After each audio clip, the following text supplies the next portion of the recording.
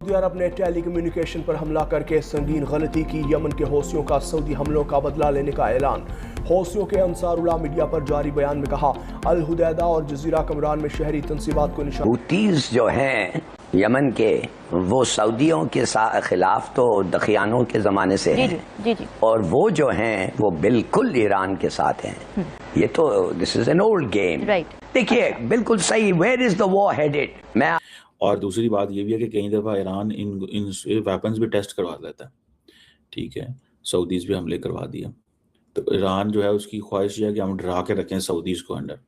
फिर ये ईरान की जो आइडियोलॉजिकल एंड पॉलिटिकल अलाइनमेंट है होगा कि ईरान के साथ हम उनका साथ देंगे या हम ईरान का साथ देंगे, इसलिए कि वैसे हमें ईरान से कोई हमदर्दी नहीं है। ऐसा मत समझिएगा कि ईरान के साथ कोई पाकिस्तान का बड़ा कोई याराना लगता है या हम कोई उनको बहुत ही पसंद करते हैं और हम उन्हें बचाने पहुंचेंगे। असल में ईरान ने जो तो दोस्तों, पाकिस्तान की नंबर 1 आर्मी की इस समय हूती विद्रोहियों से फटी पड़ी है। और इस समय जब हूती विद्रोहियों ने सऊदी अरब के ऊपर 12 घंटे के अंदर ही जवाबी हमला किया है, तो वहां पर तबाही मच गई है और पाकिस्तान की आर्मी वहां भी सरेंडर करके भाग रही है। अब पाकिस्तानियों का कहना है कि यदि हूती हम पर हमला करते तो हम जवाब देते। ये सऊदी अरब का इंटरनल मैटर है, इसको वो ही सुलझाएगा। तो फिर हूतीज जो हैं यमन के, वो सऊदियों के खिलाफ तो दखियानों के ज़माने से हैं।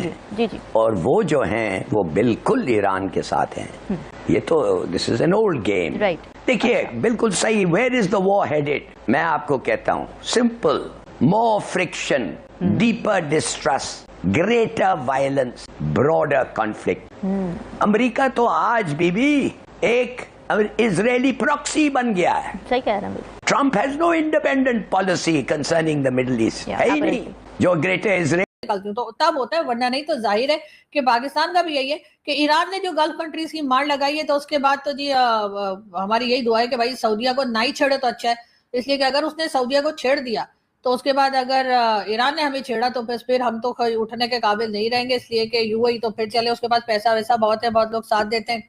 तो यूएई जो है वो फिर भी उठ गया, लेकिन हमें उठाने के लिए तो फिर यकीनन कहीं ना कहीं से लोगों को बुलाना पड़ेगा कि भाई इधर आ जाइए। इसलिए कि ईरान ने यहाँ पर यकीनन दो कान के नीचे दिए तो फिर बहुत गड़बड़ हो जाएगी। तो इसलिए हम मुझे नहीं लगता कि ईरान के लिए हम सऊदिया की मदद कर पाएंगे। लेकिन बहरहाल सऊदिया से हमने पैसा तो लेना है और ऑयल तो लेना है उधार। और बाकी डोनाल्ड ट्रंप जो है उनके भी हम पीछे लगे हुए हैं कि $10 बिलियन दे दो, क्योंकि हमने बात करवाई, क्योंकि हम थे बीच में, हमारी वजह से बातचीत हुई है। और ऐसा जो है वो मेजर गौरव भी कई बार अपनी वीडियोस में कह चुके हैं कि जी पाकिस्तान ने क्योंकि मीटिंग करवाई थी, पाकिस्तान ने क्योंकि पीस टॉक करवाई थी, तो अब पाकिस्तान जो है वो ये कोशिश कर रहा है कि किसी तरीके से $10 बिलियन जो है वो ट्रंप को बहला फुसला के हम निकाल लें। लेकिन मुझे नहीं पता मेजर साहब हमारे बारे में ऐसी बातें क्यों करते हैं। हम तो बड़े अच्छे बड़े नेक लोग हैं, लेकिन मेजर। और दूसरी बात ये भी है कि कई दफ़ा ईरान इन वेपन्स भी टेस्ट करवा लेता है। ठीक है, सऊदीज़ भी हमले करवा दिया। तो ईरान जो है उसकी ख्वाहिश है कि हम डरा के रखें सऊदीज़ को अंडर। फिर ये ईरान की जो आइडियोलॉजिकल एंड पॉलिटिकल अलाइनमेंट है, ठीक है जी, ये अपनी जगह पे वो एक है। फिर आपको एक ऐसा ग्रुप मिल गया, पार्टनर मिल गया, कंट्री मिल गया यमन। ठीक है, बल्कि इनके हालात तो ये है कि इनके पास तो अपने शिप भी कोई, जहाज़ भी कोई नहीं है। ये तो ईरानी जहाज़ों पे इनको लेके गए थे वहाँ पे। तो ये भी एक चीज़ जो है वो है। सो इंटरेस्टिंग डॉट्स जो हैं वो कनेक्ट हो रही हैं। लेकिन वो बहुत सारे देख रहे हैं लोग कि हाँ जी पाकिस्तान क्या करेगा और क्या नहीं करेगा और किस तरह चीज़ें जो हैं वो चलेंगी। ये भी एक मैं समझता हूँ सवाल है जिसको वो कहते हैं ना कि जिसको देखना पड़ेगा। इस सवाल को भी देखना पड़ेगा कि ये कैसे एड्रेस होगा। लेकिन हमारे लिए ये इम्पोर्टेंट चीज़ यही है कि हम वो करें जो हमें हमारा पार्टनरशिप हमें कहती है। सो हम इस चीज़ में ईरान के बिल्कुल साथ हैं कि उनके ख़िलाफ़ जो माहौल बना उस पे पाकिस्तान ने ये ज़रूर कहा कि आपके साथ वायलेशन हुई है इंटरनेशनल लॉ की, आपके साथ ज़्यादती हुई है, but that does not mean कि आप जो है वो खुद ही हमले करने शुरू कर दें, खुद ही हालात ख़राब करने शुरू कर दें, पाकिस्तान इस चीज़ का तो सपोर्ट कभी भी नहीं ईरान को करेगा, ठीक है ना जनाब? इस चीज़ का तो कभी भी ईरान को सपोर्ट जो है वो नहीं करेगा, या इस हवाले से कभी वो नहीं आएगा। बहरहाल इंटरेस्टिंग सिचुएशन जो है वो हमारे सामने है। देखते हैं कि इससे बाहर कैसे निकल, और पाकिस्तान को क्या एक्टिवली इसमें पार्टिसिपेट करना पड़ सकता है, और पाकिस्तान की क्या है, पाकिस्तान की एयरफोर्स करेगी, पाकिस्तान की आर्मी इसमें है, नेवी है, क्या होगा ये तो सारी बात है। या फिर पाकिस्तान वेट करेगा कि अगर हम पे हमला किया जाता है तो हम तो फिर पूछेंगे भी नहीं किसी से। मतलब कोई उनका देना ही होगा, लेना तो कुछ नहीं होगा उन्होंने, और अगर लेने के लिए आएंगे तो हमने तो देना नहीं है। लेकिन हाँ, ये जरूर है कि आपने देखा कि किस तरीके से यूएई ने हमसे अपने पैसे निकलवा लिए। अब उसमें भी मुझे लगता है कि कहीं ना कहीं मेजर साहब और इस तरह के लोगों का जरूर रोल रहा होगा, जो उनके कान भर रहे होंगे कि पैसा इनसे ले लो भाई, अपने पैसे निकलवा लो। तो बिल्कुल ऐसे ही हुआ। बाकी जाहिर है कि पाकिस्तान जो है वो, हमारे यहाँ कोई बिजनेस वगैरह तो होता नहीं है, ना ही हमारी कोई फैक्ट्रीज चल रही है, ना ही कोई और ऐसा काम हो रहा है जिसको हम दुनिया को जिसकी जरूरत पड़े। तो हम सिर्फ अपनी लोकेशन का ही फायदा उठाते हैं कि जी हम अफगानिस्तान के साथ भी बॉर्डर है, भारत के साथ भी, ईरान के साथ भी बॉर्डर है, तो बस उसी का फायदा उठाकर हमारा जो है ना ऊपर वाला हमारी रोटियां चलाता रहता है। तो हमारी रोटियां चल रही हैं, मतलब हमारे यहाँ से मेरा मतलब है कि हमारी गवर्नमेंट की भी, हमारे सिविलियन जो है उनकी भी, और भाई लोग की तो आपको पता ही है, भाई लोग के तो मजे ही मजे।